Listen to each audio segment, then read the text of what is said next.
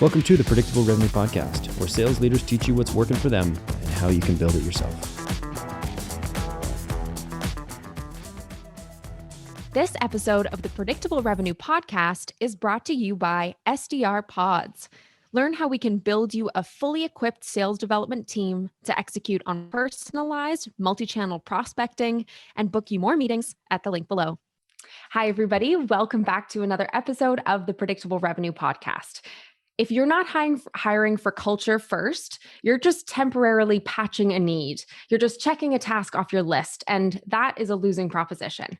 I'm your host, Sarah Hicks, and today on the Predictable Revenue Podcast, I'm going to be chatting to an expert about culture is king. He's the CEO and founder of Read 5 Group, a boutique marketing agency specializing in custom-tailored, sophisticated solutions, organizational coaching, and fractional leadership services. He thrives in environments where transformational and turnaround leadership are pivotal to achieving unmatched and sustained growth, pushing intellectual boundaries to challenge groupthink, building environments where culture is king, and shaping the innovative sales and marketing infrastructures, methodologies, and programs that yield company, team, and client success.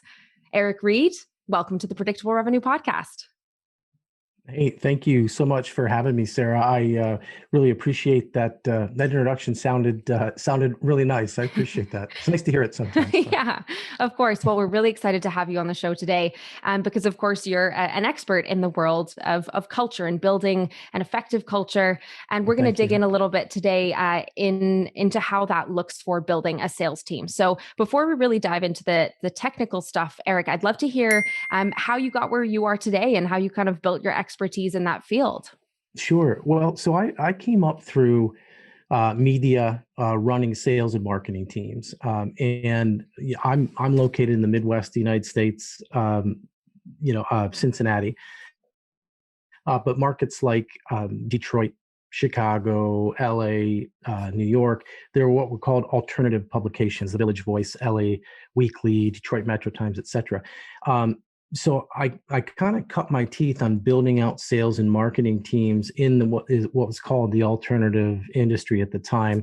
And what I learned in that industry, it was all about culture. That whole industry, it was about generating revenue. It was about a very viable, desired audience, but those publications had this kind of image that they weren't really viable for banks and for finance, for finance and for banks and for auto and all that kind of stuff. They were thought to be nightlife and those type of things.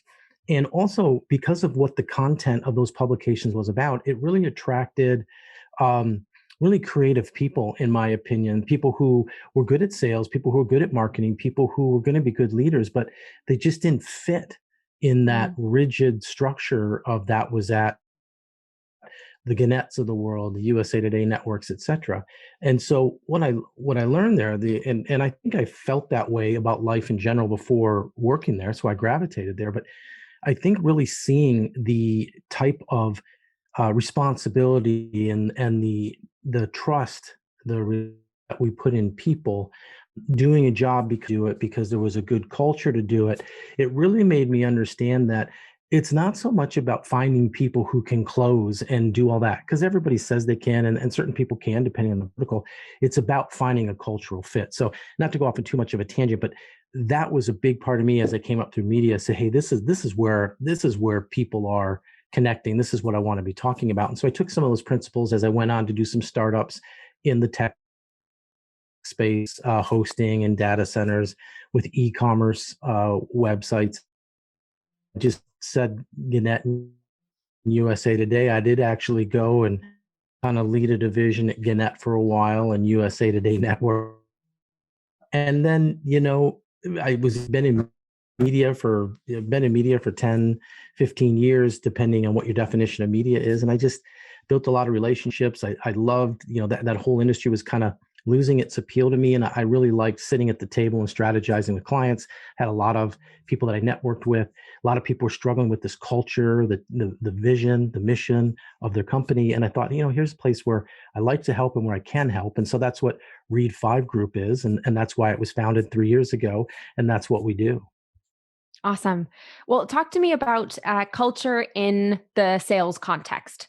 That's kind of where a lot of our audience Sure. is living, and a lot of sales leaders, sales practitioners. So, what does culture is king mean in the context of a sales team? Well, first of all, let me put this out there because I'd be remiss, and I don't want to seem like I'm talking about something that, and you know, stay with me on this because it's going to sound basic, but there's something here. You know, whether it's families, whether it's teams, sporting teams, whether it's dance groups, performance groups, there's a culture. You know, it's not just about a workplace. That's where we focus. That's where we earn our living. But there seems to be different rules for culture in the workplace.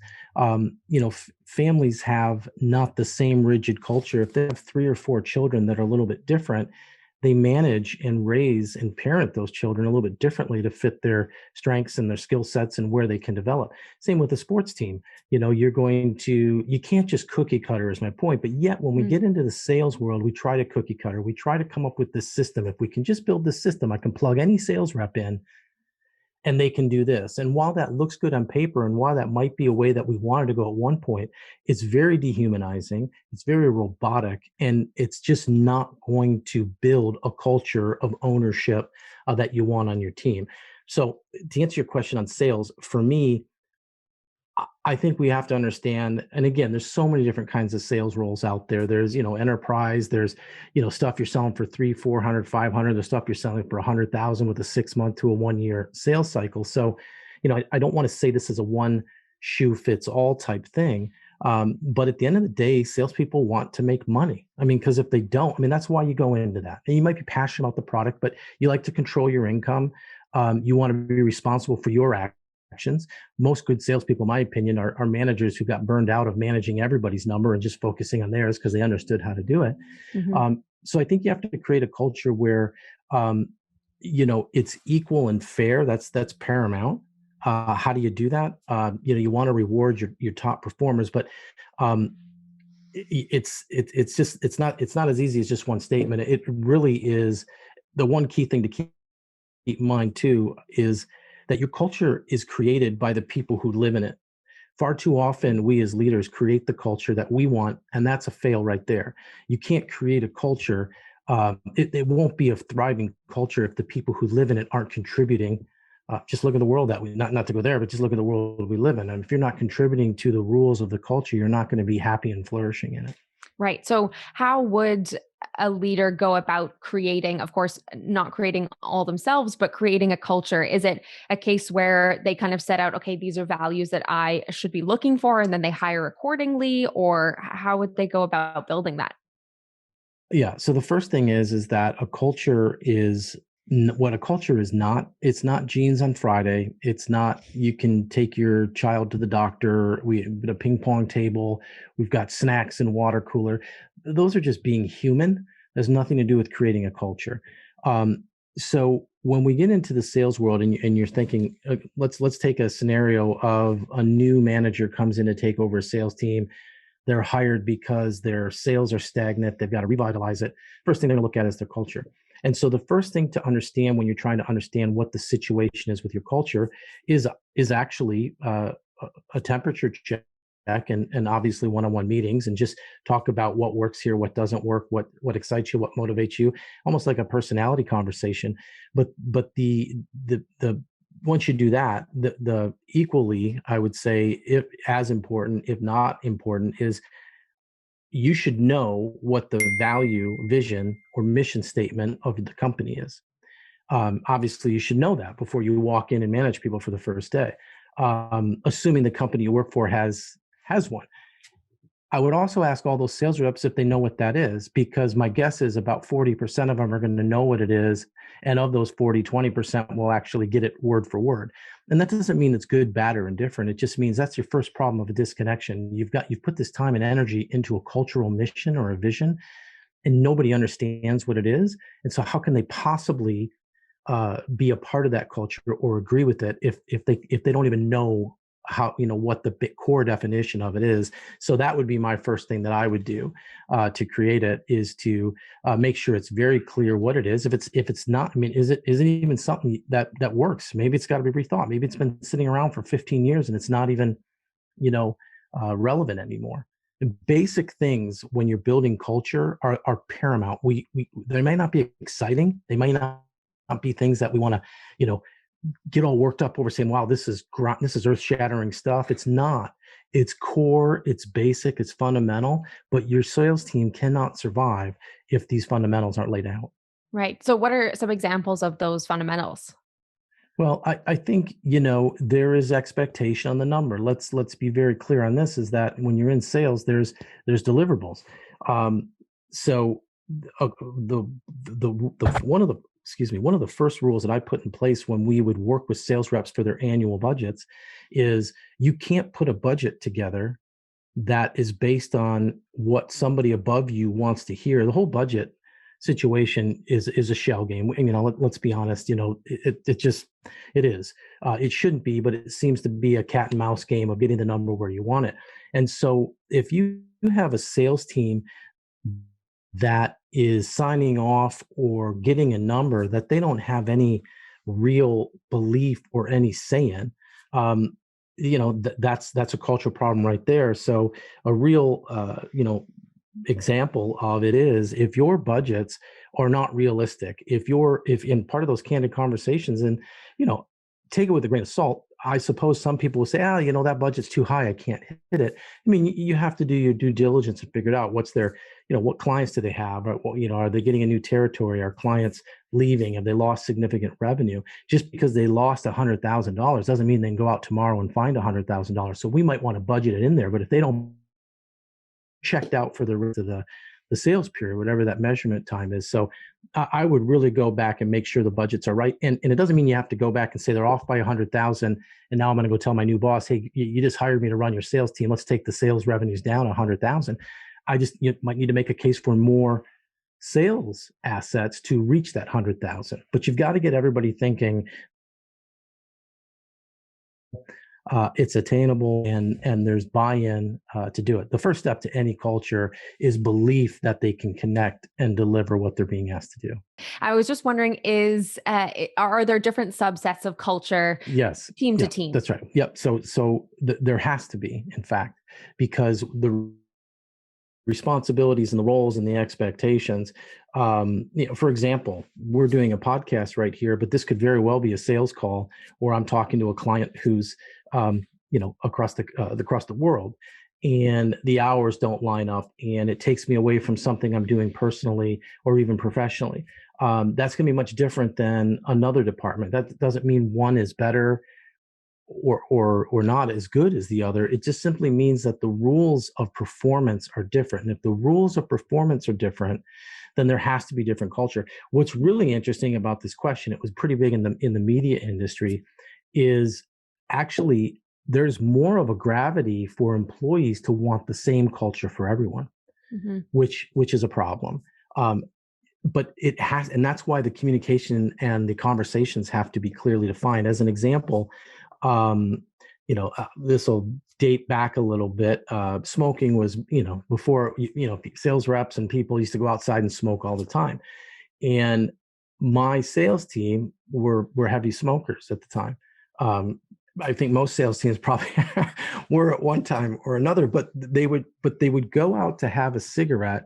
And if you listen, they were just talking sales. They were talking about something that they did, something like that. And so, other departments were, it was like, hey, don't go smoke because you're not being productive at work. And that's that's a whole other issue.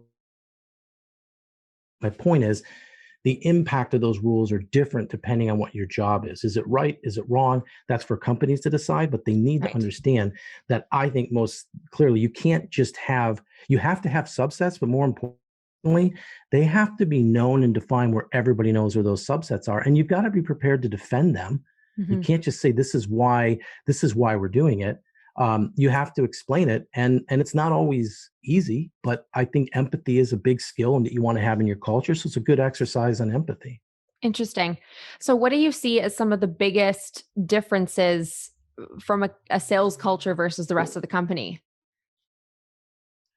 Well, I feel like I do think that there is an idea in sales culture That's where the revenue's coming in. Let's define it a little bit. This isn't like an e-commerce where it's sales funnel and we're pushing leads through and they're, self-serve portals and acquisition like that. If we're talking about generating, selling, software as a service or something like that, or going out there and selling big ticket deals, there seems to be a little bit of a mentality in sales that, they're the ones bringing in the money. And that's true. But if you just have money, but you don't have human resources policy, the company is going to fail. If you just have money, but you don't have branding and marketing, the company is going to fail. And so we really need to, that's why we really need to look and understand what other people's cultures are to work for. Now, we have the same mission. We have the same objective. That's key. And that starts at your executive leadership teams, your revenue directors, your CFOs, everybody who's leading a team on the executive leadership team. They have to push it all down. It starts at the top and they have to push it out through all the departments, the general culture that we're trying to create. And then internally, they should have freedom on their teams to build the culture that helps them achieve what their department's supposed to achieve while living within the framework of the country guidelines, I guess, if you will, the bigger cause. Got it. But you can't have one blanket culture because that's just naive. And again, not to look at the real world, but one culture one set of rules for one culture doesn't work. Mm-hmm. I mean, you've seen it play out. So yeah. Well, let's talk about the hiring for culture then, because that's why all of those listeners are here. So if we are to build a team, and we'll say a sales team for the purpose of this exercise, we're building a team and we're hiring for a cultural fit versus a skills fit. First of all, why don't you think people are doing this already if culture is so important? Well, because I think it's easier to rely on somebody's book of business. I think it's easier to rely on somebody's references. I think it's easier to rely on what somebody tells you in an interview. Which the point of an interview is to get the best version of yourself. And so this isn't to go into the interview like I got to figure out something's not right here. Why is this person looking for a job? No, that's not what I'm saying at all. What I'm saying is that there is things that matter more than that. And what I mean by that is if you've got 6 people, and this, to me, when we talk about culture, it's hiring of the people. This is where it all starts and ends and is successful or has the makings of going downward. When you're hiring, let's say you have a sales team of 5 people, just for numbers sake, and let's say you got one opening. It's not about you finding that one person to complete your sales team. It's about those 4 other sales reps getting that one person that complete their sales team. Mm-hmm. And so, and assuming those 4 people are a cultural fit. I mean, there's a lot of moving parts in this, but for this example, let's assume those 4 people are a cultural fit. And culture is different today than it will be tomorrow. It has to be. Culture has to evolve. It has to change. There's new circumstances, new personalities, but it's got to be ongoing conversation. It should be a part of your weekly or monthly sales meetings where you're identifying and having somebody responsible for keeping us in check on the company culture, testing the waters and checking the temperature, if you will. It's that important. But for me, when I go in an interview, it doesn't matter if you can set a sales record for the first 90 days. If you're not a cultural fit, you will not last. You'll cause issues beyond that. And so it's the reason why you ask why people don't do it, because the short-term benefits outweigh potentially the risk of the long term. And hiring people isn't fun. Who likes interviewing people? We want to find people. And so we want to say, we want it to fit. We want to say, well, if I push really hard over here, that puzzle piece actually fits. I think I feel good about this person. I could do it. That's not a knock on the person interviewing them. This is one responsibility they have of everything they do. But the culture is paramount, and you have to get yourself to the mindset that it doesn't matter how good they are. If they don't fit our core beliefs of, could be community involvement, could be, anything. It can be outside the walls, inside the walls. We only have disagreements over here. I mean, I don't know what it would be, but whatever those rules are, if they don't fit into that space, you cannot you should not hire them. That's why culture is king, because it will not work out, and you won't be able to fix them. And not like there's anything wrong with them. Let me restate that. I sound terrible for saying that. Just because they don't fit your culture doesn't mean they're a bad person. It just means this job isn't right for them. And so it's a disservice you're actually doing to them as well. So how do you hire or interview for culture? Well, for me, I ask questions. I ask probing questions about scenarios that are tied to what important elements of culture is. And before we ever hire a person, um, we always find out from the department heads of the other departments and the team members that this person will be joining to rank the top 3 cultural fits that's important. Now, again, my job is to drive revenue if I'm the sales director. And so, I've got to have some input into if this person can do it. So it doesn't mean we just stand back and hire who the team feels we should hire. But you need to take that into account. You need to do some of that peer group studying. You need to find out, if does a sales rep work well with the marketing department? Marketing might say, listen, we don't, this is what's important to us. We're looking for feedback. Are these leads closing? Are they, we just need that open dialogue. And so to me, I would have my homework done, know what's important to the team, leaders of other departments and my staff. And I would build questions around, give me examples of doing this. And, you can't say, hey, how do you feel about teamwork? Because they're going to say, oh, I love teamwork. Yeah. You just want to get examples about things like that. It becomes much more of a chore. Like I said, nobody loves interviewing, but you have to go through it. And if you don't do it right, you're going to keep going through it. And so take the time to do the homework. And it's going to feel awkward. It's going to feel a little uncomfortable, which I think is a good thing, because you're not going to say, hey, give me an example of how you met a quota, or how often do you meet a quota, and so forth. What I want to know is the examples of when, a client may be called and complained on you, or other employees just felt like you weren't good to work with, or, because you only get one chance to lose a client. You get many chances to gain a client, but you only get one chance to lose one. And so you just really have to evaluate all these things. And how would you determine, you mentioned one of the things you'll be looking for when hiring is not only somebody that from the sales leader or manager's perspective is there to fill that gap on the team, but also is completing the team for each one of those other people on the team. So in our example, 4 people on the team, there's space for 1 more. That person needs to complete the team for each of those 4 people, not just the manager. Mhm. So how do you determine what type of person will thrive in your culture and will fill that gap effectively? So there's where some of the why you're getting paid to sit in that chair comes into play. You are going to have to make a gut read on a few things that are going to be okay. They fit this, they fit that, they've got good references, they know how to sell. They're coachable, they're not coachable, whatever and again, these are things you're basing on a 1-hour conversation. So, keep in mind that you might be off on a few, we're all human. But you're making these initial assessments. And I think at that point, you're going to have to say that, listen, we've all hired people that have tanked that we thought were going to be good. We've all hired people that were like, wow, I thought they had potential, but I had no idea. So there's always going to be a little bit of an unknown and a risk. But if you let the scale side in, they're skewing more to a cultural fit than a sales tenacity fit. That's okay, because I can work with that. I can't teach them to live in our culture, but I can teach them to do things that we have seen proven results for in sales. Mm-hmm.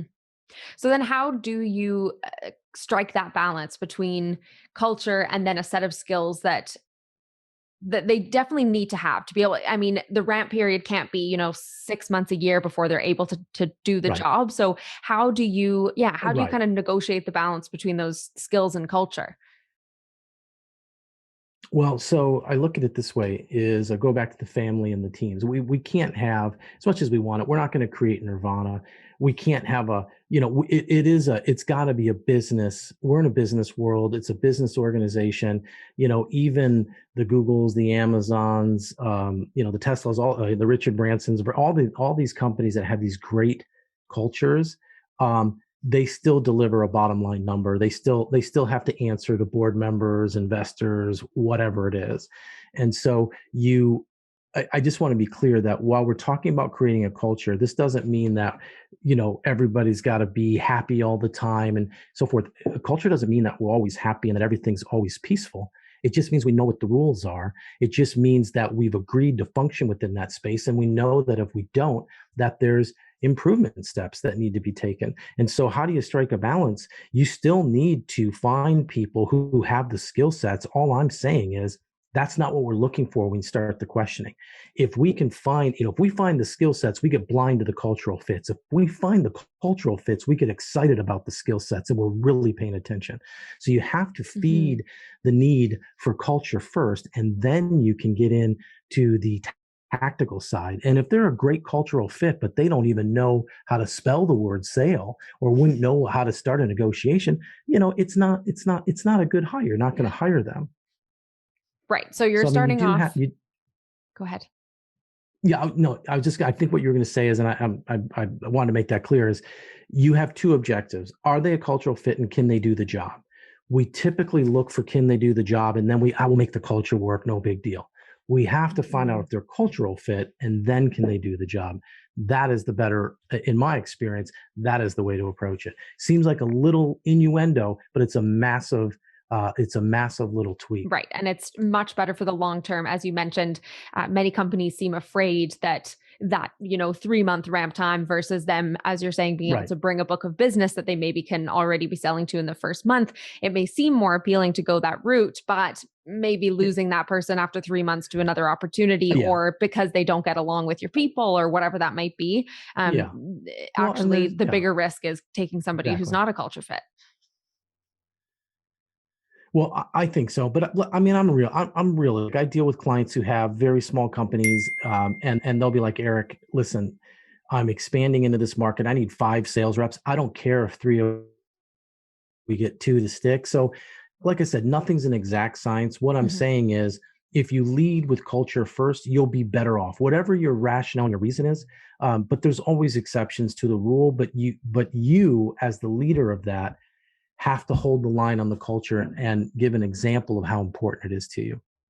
Because if you bring in that, let me go back, if you bring in that 5th person to add the 4th member and they were a complete miss, those 4 people are going to be like, what in the world were they thinking? Now you're starting to lose credibility with your team. So. Yeah, makes sense. I want to go back to the idea of these subsets of culture. We talked about sales, of course, having a different subset of culture to other departments, but what about different roles on the sales team itself? Do you see there being sort of slight differences, slight nuance in culture between, say, a prospector versus a closer versus a sales manager? I think the culture, the expectations of the culture are the same. The roles and the behaviors we allow within that culture are different for that. So again, go to this 5-person sales rep. I think most sales managers or revenue directors would agree that if you've got a sales team, all you're trying to do, you picture, like, used to be a commercial with 5 clowns, some number of clowns spinning plates on a stick. And all it was frantically trying to keep all the plates spinning. And as a sales director, a revenue manager, when you have all your plates spinning, you feel good. But the next day there's a plate starting to wobble and you got to straighten that one up. But not everybody does the same thing. Somebody's a prospector, somebody's a closer, somebody's a relationship seller, and somebody's a value-based seller. And you're working with all of them to make them better and to grow within the culture. But as you're developing people, the rules within the culture, have to be different. And again, I like to take things to the world we're familiar with. Everybody lives by the same rules.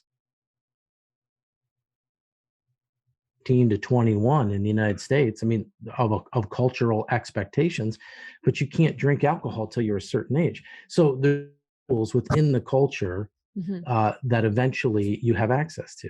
And so I think that some part of that has to come into your subcultures. But again, these have to be clearly defined. They're only an issue if people didn't know that that was acceptable. Awesome. And we don't like to talk about it. Yeah. You know, we don't like to bring up something that people are going to go, oh, that might make somebody uncomfortable. Well, it's going to be a heck of a lot more uncomfortable if they don't know what's going on. People aren't upset when they know what's going on. They're upset when they feel like that's not what they were told was going on. Hmm. Absolutely. Well, yeah, let's get more into the impact then. We chatted about some of the risks of not doing it like this. Of course, you bring on somebody that is not a fit, you lose credibility with the team that you already have, and not only that, but you're now scrambling to fill that seat once again. Like we said at the very beginning, you're checking a task off the list. You're not kind of solving the actual problem if you're not hiring for culture. So, what are some of the business impacts if you do hire for culture? Well, I think you're going to see it translate off to your clients. So we know that people like to do business, good people like to do business with good people. I don't know if it's a law of humanity, but it seems to exist. And so if you're hiring people who understand what your sales culture is, then we know that any sales rep who's taking business out on the street is with our culture, whether that's in alignment with our marketing, our branding, et cetera. And so the benefits, I mean, if any sales rep was to, any sales manager leader was to look back and say, man, that was a year we really crushed it, outside of, a random sale that came in that was unexpected, et cetera, what you're going to find is you had a group of people who all were, 1 month up and 1 month down, but they were reciprocal of each other. So the team was improving month over month. People were buying into what was going on. There wasn't what I call a culture clutter. A culture clutter is where we're so focused on creating culture that we try to make it, his culture, her culture, my culture, and you haven't really done anything except create 15 versions of culture, and nobody knows which one exists. So, to me, the benefit on the client side is massive because, I mean, if you go to a restaurant and want to sit down to get a table and you walk up or the hostess is on their phone and they act like they're bothering you, that's guaranteed. That's not part of the culture that the business wants to have. It's customer experience. And so anytime you're dealing with customer experience, it's good, sales and relationships will increase. If it's bad, sales decrease. I mean, it just So, has to be. yeah. I mean, it's not like an unwritten law, but it's just the way that things work. We have to check ourselves out of the business environment and think about how it feels in personalized human situations, because the answer is always there. So it really has an impact not only on kind of sort of it perpetuates culture in a positive way if you're hiring for culture. It impacts it negatively internally if you're not hiring for Hmm. culture, but it has this knock-on effect throughout the customer journey. So when they meet you, but even as they kind of move through the sales process and stay on, it sort of impacts sort of your brand and everything. It has a massive impact on every aspect of the business, it seems.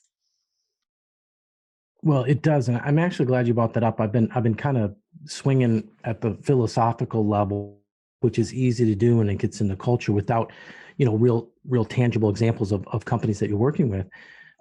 But one thing that is, that to me is a steadfast reality is that the companies that put culture into play, the companies that understand that it's something that's important to do, they don't shy away from branding that.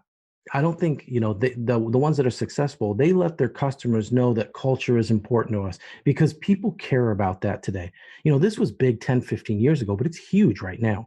Anybody coming into the workforce right now cares about what you do in the community, cares about if you have a green footprint. And whether that's good or bad or indifferent, again, I'll let people in positions when they're hiring people make that decision. But people care about the company they're working for. People care about the culture that they're becoming a part of, that they're going to, spend the time for the good of that company. And so I think you need to, I think you need to put it in your branding. I need your clients, when you have, for a company that's going to reinvent or really start to focus on culture, it needs to be talked about. It needs to be conversational on the sales floor. It needs to be questions in the sales meeting. Hey, did that fit in culturally with what we're trying to do? And again, we're not saying culturally like, Tommy and Sally play well together. We're saying we're trying to do some serious business here. We're trying to make a market impact. We're trying to grow our business, or take market share from them. And we're not going to do that just by letting everybody run around. We're only going to do that if we're 100% clear on what our vision and culture is. Can I just ask, Sarah, where you grew up, or where you're at? Yeah. I'm gonna get to an analogy with this. So Sure. Yeah. I grew up in a small town in British Columbia, but now I'm in Vancouver, also in British Columbia.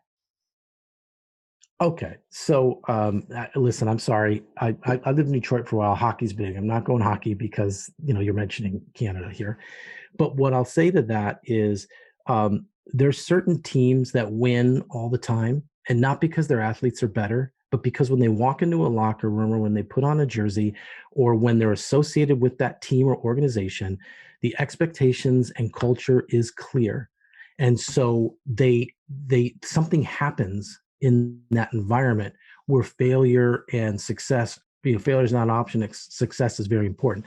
And I'm not saying turn your company into a locker room. I'm not saying that at all. What I'm saying is when people work for your company, they need to know before they work there that that company has a winning culture. They care about culture. That's really the most important statement.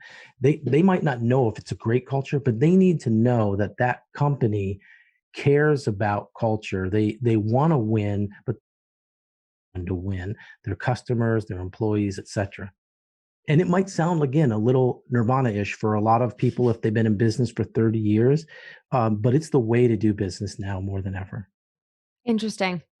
Yeah, you can definitely see that shift happening in the companies that are kind of whether it's getting like mainstream airtime or something, like the glitz and the glamour of old school sales doesn't seem to have the same appeal as you're saying, a company that takes care of people in its community or has a green footprint or whatever this sort of focus outside of just the revenue numbers seems to be. You can see that all over the place, that people would rather work for companies like that these days. Culture seems to be gaining on money in terms of why people want to work for one company over another. I've seen that even hiring candidates myself for SDR Yeah. positions at predictable revenue. People say like, I I I value a company with values like my own over a paycheck, which is maybe Yeah. indicative of I mean, of everybody becoming a little bit more wealthy and able, on yeah, the whole, to maybe. be able to make that decision. But it's pretty interesting nonetheless. Yeah. I mean, full transparency. For me, 3 kids, um, I'm married. There's certain things we like to do. Money's important to me.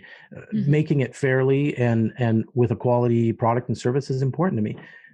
But it's it's not as paramount to people entering, and it might change, but we just have to be aware of that, because if we're going to compete and win with that talent pool, then, and I actually like that about the generation coming in, because to me, they have a global view of what's going on. And so anytime you do that, they're going to be talking to decision makers in that space, and et cetera. So it's hard to look at and say, you know what, we got to make a change, or do we have a winning culture? Do we have a mean want to stay with us for 5 to 10 years? Are we a place that you can grow professionally and improve the quality of your family? And if your company isn't, there's some transition companies, but if the answer to those are supposed to be yes, you better go out and find out if those are yeses within the walls, because if they're not, you've got a culture issue. And here's the good news: a culture issue isn't difficult to fix. It's evolving every day. People just need to know that it matters to you, and they'll give you a lot of loyalty. Awesome. Well, I think that's an incredible place to wrap up. Thank you so much for sharing your expertise on culture. As we're saying, it's incredibly important and timely right now. So you guys listening, Yeah. take stock. As you mentioned, each week, each month, whatever that might look like for you, have a stop and a look around and make sure that you are living up to that culture that you've set out for yourself. And if it needs to change, if it needs to evolve, let it, but make sure it's strong, and make sure when you are bringing somebody onto the team, you're bringing somebody on who's going to be a fit for that first and foremost. Eric, if people want to learn more from you, where can they get in touch with you? Well, yeah, I'm on LinkedIn, obviously, like everybody else. But read5group.com. You can drop me a note there or something. I spend a lot of time. I really like the academia side of things. I like talking. I like talking philosophy on what ifs and possibilities. I'll just say this, creating a culture isn't something you got to go out and pay something to do. You got to put in the effort and research it. There's plenty of stuff out there, a lot of great speakers on this, a lot of great uh, just information on this, but it's something you should totally try to do on your own. You don't have to go out and pay thousands of dollars for somebody to come in and create a culture, because that will miss too, because what we know is you have to create the culture. But any questions around it, or want to know some people who might be able to share some insights on it, etc., or you just have some questions for me, you can reach me at read5group.com, and there's a way to contact me on the website. So Awesome. Well, thank you so much again, Eric, for coming on the show. And thank you to all of you guys for checking out another episode of the Predictable Revenue Podcast. We'll catch you next time.